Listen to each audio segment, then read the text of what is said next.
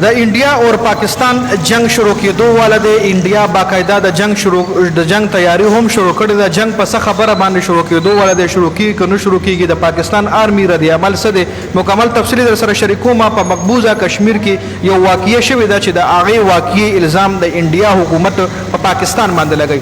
مقبوضه کشمیر د کشمیر هغه حصه ده کومه چې انډیا نیولې ده جی کومه چې انډیا قبضه کړې ده هغې له مقبوضه کشمیر ویلی شي.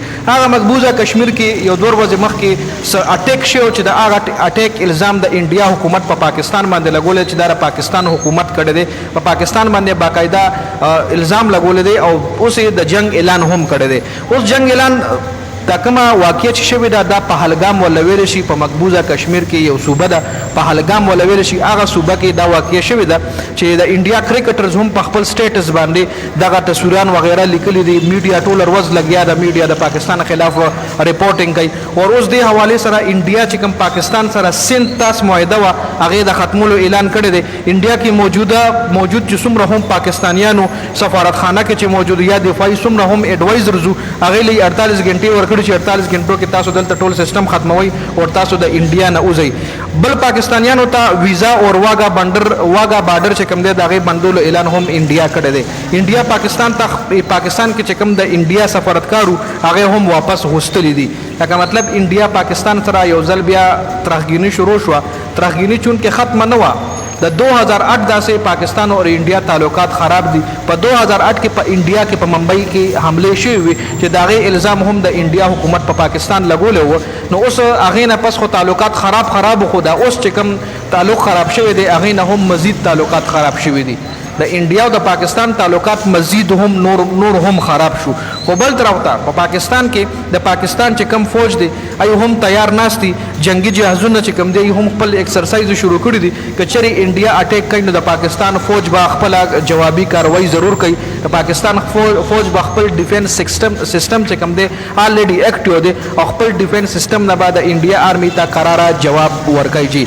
نو دا ډېر غټ اپډیټس راغلي دي ډېر غټ خبرونه دي د انډیا طرف هم د انډیا چې کومه میډیا ده د پاکستان خلاف سپیشلی چې دا کوم ریپورټینګ کوي د انډیا عوام آلریډي د پاکستان نه چې کوم نفرت دی هغه هم د دغه میډیا په وجه باندې دی چې د انډیا میډیا هم دا غلط ریپورټینګ په دې وجه باندې کوي چې د انډیا عوام په دې خوشحالېږي.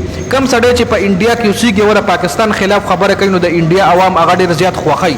دا تاسو به کتلی وي چې کرکټر چې کوم دی عرفان پټان شو دی اکثر د پاکستان خلاف پوسټ وکړي نو په دې باندې دله انډین ډېر ښایسته کمنټ وکړي نو دی به ډېر زیات خوشحال شي چې لکه انډین خو ما سره ولاړ دي. خو چې کله هم د مسلمانانو او د هندوانو ترهګیني راځي نو دغه عرفان پټان خیر به پکې نه وي. هلته کله په انډیا کې مسلمانانو ته ایکول رایټس نه میلاویږي. انډیا کې چې کوم مسلمانان دي هغې ته هندوان په درنه سترګه نه ګوري.